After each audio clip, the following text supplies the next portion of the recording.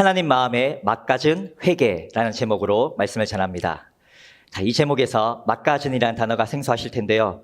이 단어는 맞다와 갖추다가 합쳐진 합성어로서 마음에 꼭 알맞은 이란 뜻을 가진 순 우리말입니다.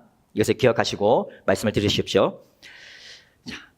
구약 성경의 150개의 시편 중 116개의 시편에는 표제라는 것이 붙어 있습니다. 표제는 시의 제목과 같은 것인데 여기엔 시를 지은 사람이 누구며 어떤 상황에서 만들어졌는지, 그리고 시가 어떤 용도로 사용되었고 그때 어떤 감정으로 읽혀지고 불렸는지에 대한 정보들을 제공합니다. 오늘 본문도 표제를 통해 이 시의 지은이는 다윗이고 지휘자의 인도에 따라 불렀던 구약의 예배의식에 사용되었고, 다윗이 밧세바를 간음한 후 선지자 나단이 찾아와 그 죄를 고발했을 때가 시의 배경임을 알 수 있습니다. 이렇게 표제에 그 시가 만들어진 사연이 기록되어 있다면 시를 읽기 전 사연에 해당하는 성경 본문을 먼저 읽어보는 것은 그 시를 더 깊이 이해하고 묵상하고 적용하는 데 큰 도움을 줍니다.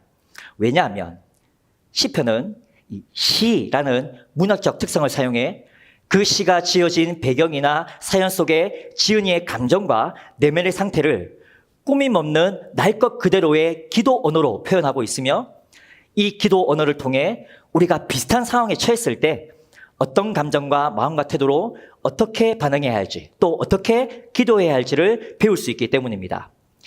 이것이 시편의 가장 큰 장점이며 시편을 통해 우리가 얻을 수 있는 매우 큰 유익이라고 할 수 있습니다. 오늘 본문인 시편 51편은 150개의 시편에서 참회시 또는 회개시라고 분류되는 7개의 시들 중 가장 대표적인 시로 꼽힙니다. 표제에 나타난 사연처럼 하나님 마음에 합한 자 다윗조차도 자신의 인생 커리어에서 밧세바 사건이라는 결코 지울 수 없는 추악한 죄의 흔적을 남겼습니다.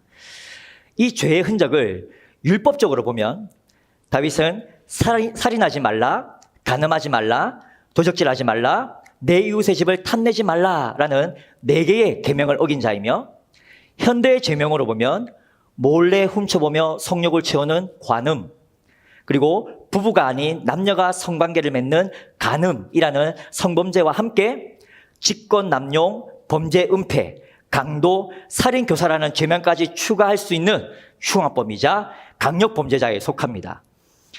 그러나 이 시를 통해서 우리가 배워야 할 것은 남의 죄를 지적하는 정죄의 언어가 아니라 나의 죄를 인정하고 회개하는, 고백하는 회개의 언어입니다.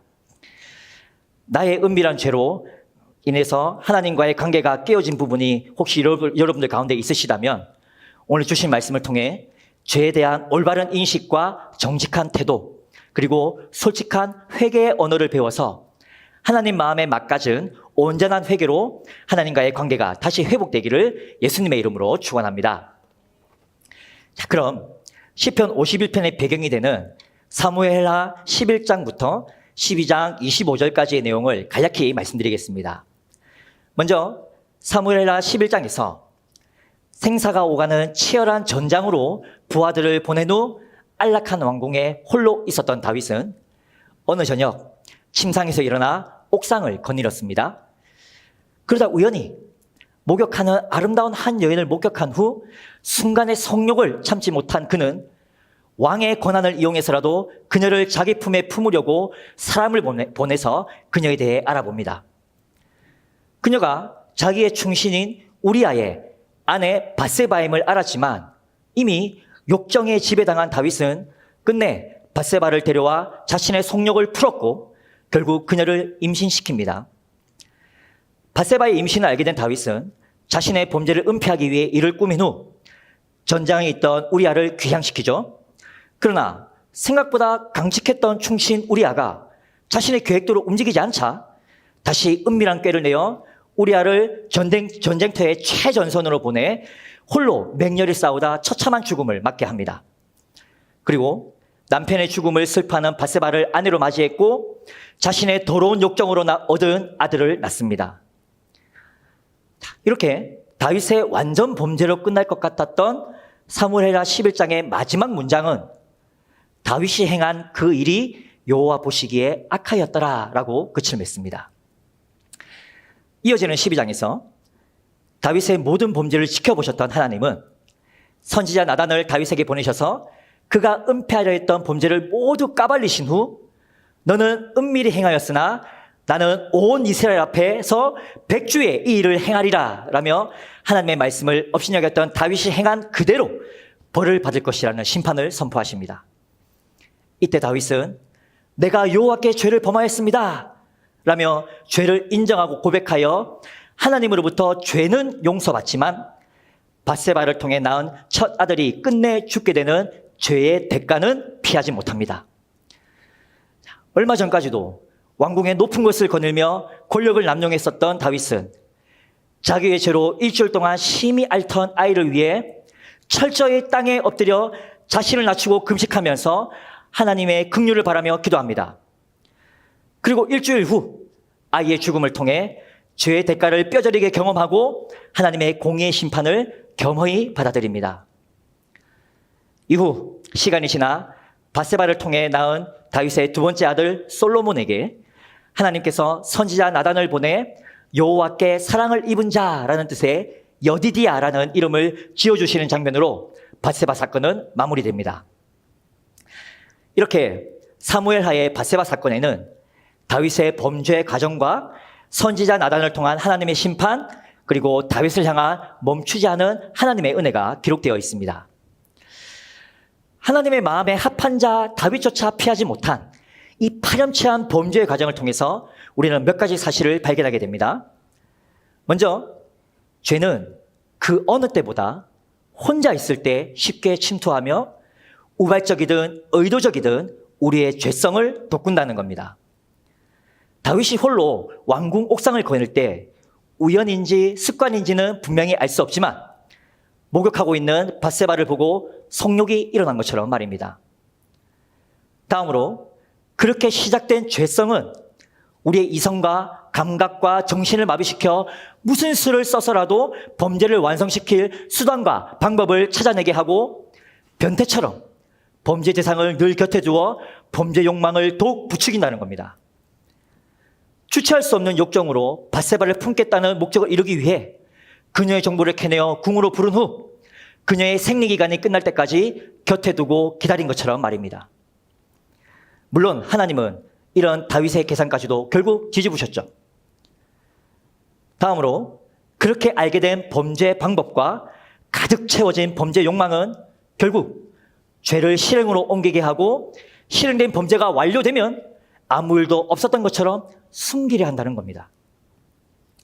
멈출 기회, 돌아설 기회가 얼마든지 있었지만 끝내 성욕에 잠식당한 다윗이 밧세바를 범하고 임신시킨 후 은밀하고 교묘한 술수를 내어 우리아를 죽이고 밧세바를 아내로 맞아들인 완전 범죄로 자신의 죄를 은폐하려는 것처럼 말입니다. 이를 통해서 드러난 자신의 죄에 대한 인간의 반응은 더욱 분명해집니다. 첫째로 인간은 자신이 지은 죄를 자신이 분명히 알고 있습니다. 둘째로 그래서 인간은 그 죄를 숨기려 하고 끝까지 들키지 않은 채 죄인이 아닌 척 살아갈 수 있다면 그것이 가장 베스트라고 생각합니다.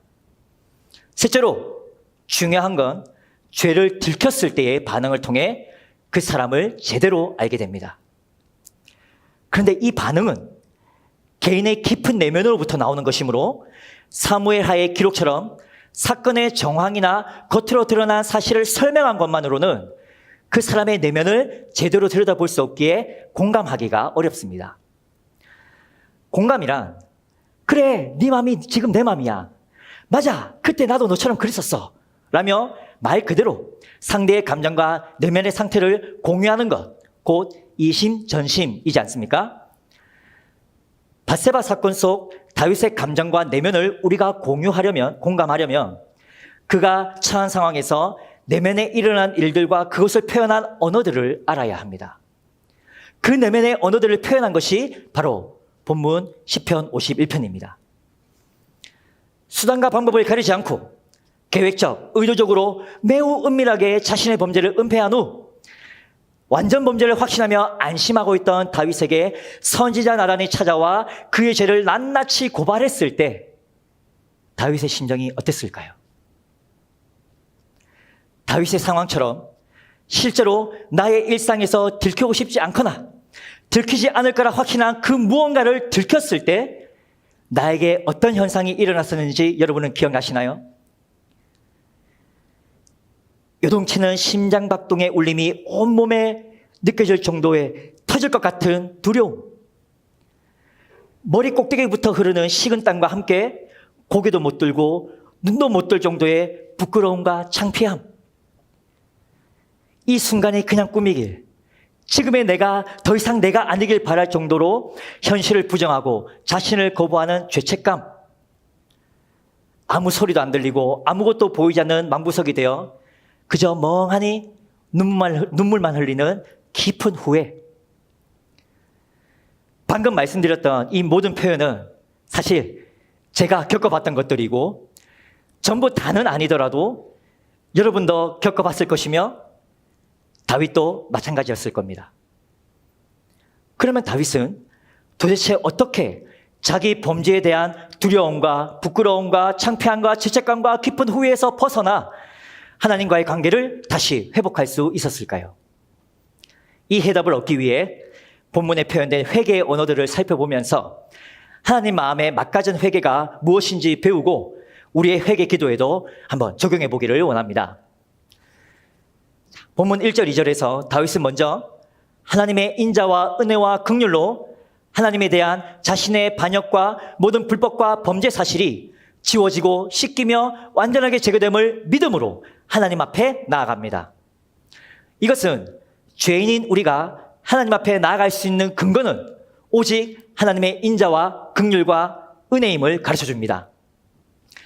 3절은 밧세바 사건을 통해 하나님께 반역하고 대적한 다윗의 죄가 항상 자기를 고발한다라고 합니다.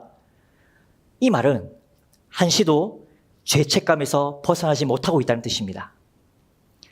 또한 4절에서 자신은 오직 하나님께만 죄를 범했고 그 범죄가 하나님이 지켜보는 앞에서 행한 악이기 때문에 자신에 대한 하나님의 판결은 어떤 것이든 옳고 정당하니 기꺼이 그 심판을 받겠다고 고백합니다. 우리도 때로는 지울 수 없는 죄책감에 시달릴 때가 있습니다. 그럼에도 하나님은 당신의 인자와 은혜와 긍휼의 실체이신 예수 그리스도를 통해 우리가 공의의 하나님 앞에 겁없이 나갈 수 있게 하셨습니다. 이때 우리는 반드시 내가 주께만 죄를 지었습니다 라고 고백해야 합니다.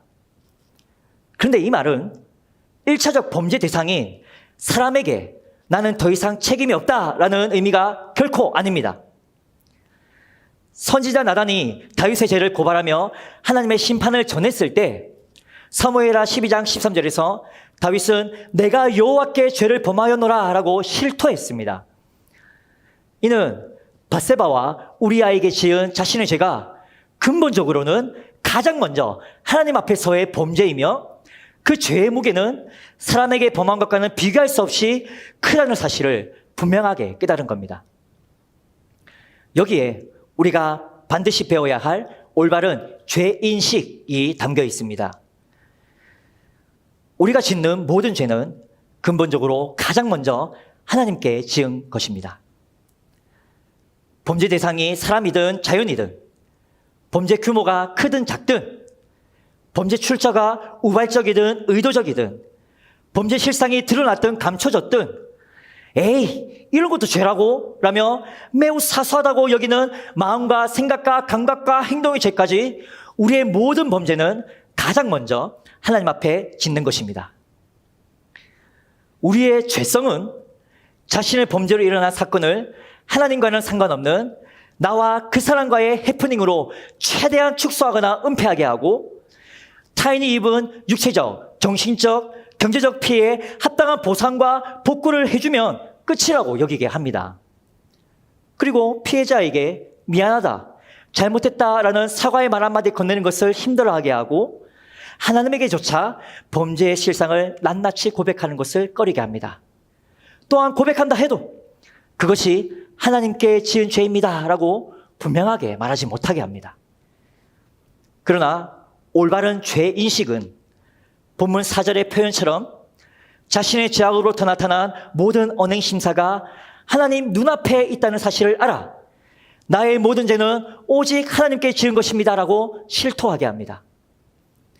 이러한 올바른 죄인식으로 하나님 앞에 선 다윗은 5절에서 자신이 태생부터 죄인임을 인정합니다.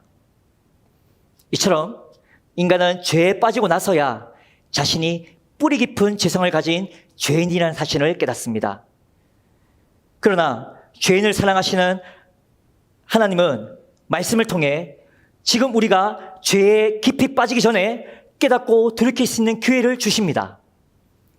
그러므로 우리가 죄성에 잠식되어 하나님과는 아무 상관없는 사람처럼 살게 버려두지 않으시고 올바른 죄인식으로 나의 뿌리 깊은 죄성을 깨닫게 하셔서 믿음의 길로 돌이키게 하신 하나님께 감사를 드립시다. 다음으로 6절에서 다윗은 정직한 마음을 기뻐하시는 하나님께서 자신의 마음 깊은 곳에 하나님의 지혜를 가르쳐 주셨다고 고백합니다. 때문에 7절부터 9절까지 그는 과거의 죄책감이라는 사슬에서 벗어나 하나님의 지혜를 따르는 정직한 마음의 회복을 위해 자기 죄를 용서해달라고 하나님께 간구합니다. 이 기도는 자신의 죄를 스스로 깨끗하게 할 수 없다는 사실을 인정하는 겁니다. 마찬가지로 우리의 죄를 죽을 때까지 모른 체 하거나 숨긴다 해도 또 죄로 인해 타인에게 입힌 피해를 모두 보상해주고 복구해준다 해도 그리고 죄에 합당한 대가를 모두 치른다 해도 우리의 죄는 사라지지 않습니다. 죄는 오직 하나님께서 용서하셔야만 사라집니다. 때문에 인자와 은혜와 긍휼의 하나님은 예수님을 이 땅에 보내셨고 예수님은 겸손과 자기 희생의 순종으로 우리의 모든 죄를 담당하신 채 십자가에 달려 죽으신 후 다시 부활하셔서 그 이름을 믿는 모든 자를 죄에서 자유케 하셨습니다. 이제 우리는 예수 이름을 영접하여 그분이 나의 구원자임을 믿고 고백함으로 용서받을 수 없었던 모든 죄를 하나님께 용서받을 수 있는 자가 되었음을 믿으시길 바랍니다. 그런데 다윗은 이미 지은 죄로부터 자신을 용서해 주시는 것만으로 만족하지 않습니다. 10절에서 자신 안에 깨끗한 마음을 창조해 주시고 자신의 내면을 견고한 심령으로 새롭게 해달라고 간구합니다. 여기서 창조하다라는 단어는 창세기 1장 1절에 사용된 것과 똑같은 단어입니다. 하나님이 모든 면에서 완전하게 새로운 것을 만들어내시는 창조를 말합니다. 즉 다윗은 하나님이 자신의 마음과 영혼을 완전히 새롭게 창조하셔서 더 이상 죄를 짓지 않게 해달라고 기도하는 겁니다. 그뿐 아니라 다윗은 자신의 죄로 인해 깨어진 하나님과의 관계를 다시 회복시켜 주시길 간구합니다. 11절에서 하나님을 업신여겼던 자신의 범죄로 인해 하나님으로부터 내던져짐을 느꼈던 다윗은 자신에게서 성령을 거두지 말아달라고 간청합니다. 왜냐하면 사울이 왕이었을 당시 그에게서 주의 영이 떠난 후 점점 미쳐가는 사울의 모습을 바로 옆에서 지켜보았던 다윗은 하나님으로부터 버림받은 광기가 어떤 것인지 몸으로 체험하여 분명히 알았기 때문에 자신도 그렇게 될까 두려웠기 때문입니다. 그래서 12절과 13절에서 자신과 하나님 사이에 깨어진 관계를 하나님이 회복시켜 주셔서 자신에게 구원의 기쁨을 다시 주시길, 또 자원하여 순종하라는 의지와 마음까지도 자신 안에 잘 머무를 수 있도록 붙들어 주시길 간청하는 겁니다. 그리고 그렇게 되면 자신과 같은 범죄자들이 다시 하나님께 돌아오게끔 그들에게 하나님의 법을 가르치겠다고 서원합니다. 이와 같이 우리도 예수 그리스도의 보혈로 과거의 죄를 용서받은 것에서 멈추지 않고 끝까지 예수 그리스도 안에 거하기를 갈망합시다. 고린도후서 5장 17절은 누구든지 예수 그리스도 안에 있으면 완전히 새롭게 창조된 피조물이라고 선포합니다. 이렇게 예수 안에 있으면 성령이 우리 안에서 떠나지 않으시며 성령의 인침과 보증을 통해 우리는 날마다 새로운 피조물로 하나님 안에 머무를 수 있습니다. 그리고 히브리서 12장 4절의 권면처럼 하나님과 나와의 관계를 깨뜨리는 죄와 피 흘리기까지 싸웁시다. 죄로 인해 하나님과의 관계가 깨어진 결과는 성경을 통해서도 그리고 나의 경험을 통해서도 우리는 충분히 배우고 있지 않습니까? 그러니 빌립보서 2장 12절의 권면대로 겸손과 자기 희생의 순종으로 죄와 사망의 권세를 이기고 승리하셔서 하나님과 우리 사이를 회복시키신 예수님을 본받아 두렵고 떨림으로 받은 구원을 이루어 가십시다. 더하여 본질적으로 죄를 사랑하는 우리는 하나님의 은혜와 도움이 없으면 다윗의 밧세바 사건처럼 언제 어느 순간에 또다시 죄에 빠져 하나님에게서 멀어질지 알 수 없는 연약한 존재임을 잊지 말고 자원함으로 순종하려는 우리의 의지와 마음과 그에 합당한 몸부림까지 하나님께서 굳게 붙들어 주시기를 간구합시다. 다음으로 자신의 마음과 영혼의 회복과 하나님과의 관계 회복을 구했던 다윗은 14절 상반절에서 구원의 하나님을 부르며 하나님이 자신을 피 흘린 죄에서 구원해 주시기를 간구합니다. 이 부분을 원어로 더 정확하게 표현하면 저를 피 흘림으로부터 구해 주십시오입니다. 이 피 흘림을 시의 배경으로 보면 충신 우리아를 사지로 내몰아 무고한 피를 흘려 죽게 한 다윗의 살인죄 그 자체를 말한 것으로 이해할 수도 있고, 신학적으로는 다윗의 범죄 결과가 결국 피 흘림, 곧 사망임을 고백한 것으로 해석할 수도 있습니다.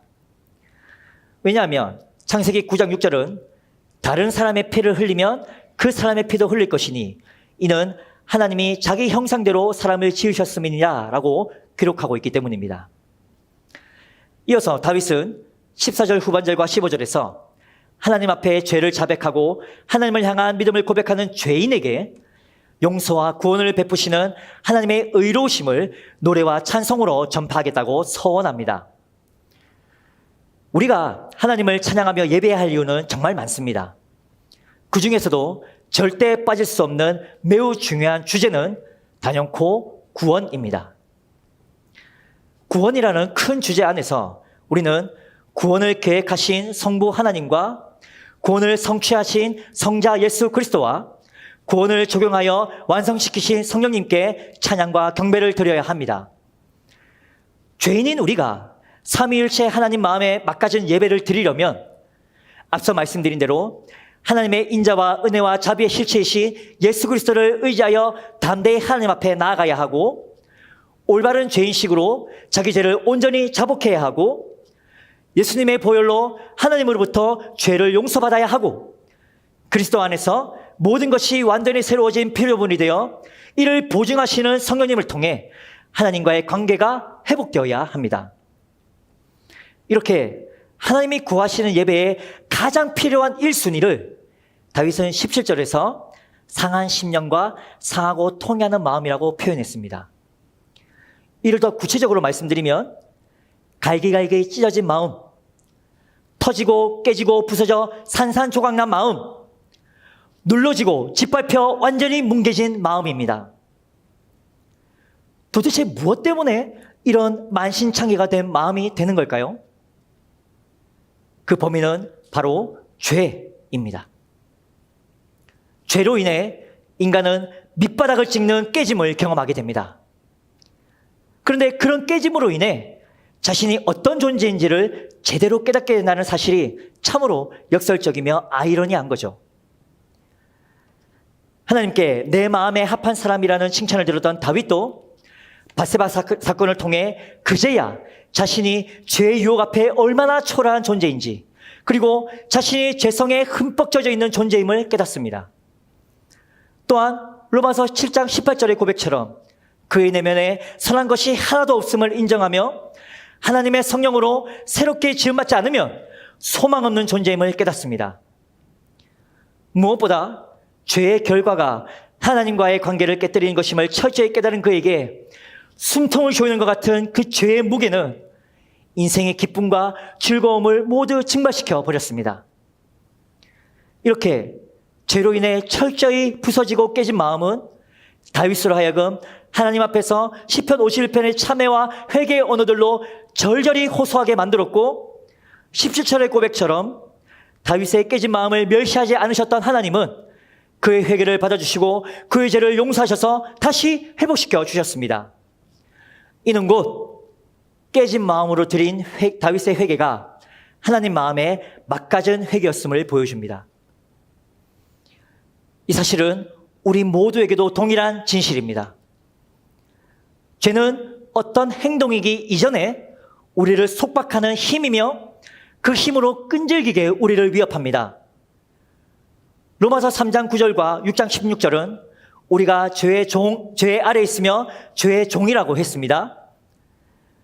하나님의 뜻대로 사는 것은 어렵고 내 마음을 따라 사는 것이 너무도 쉬운 이유는 바로 우리 안에 끈질긴 죄의 종으로서의 이 본능이 늘 도사리고 있고 사단은 그 죄의 본능을 집요하게 그리고 교묘하게 꼬드기기 때문입니다.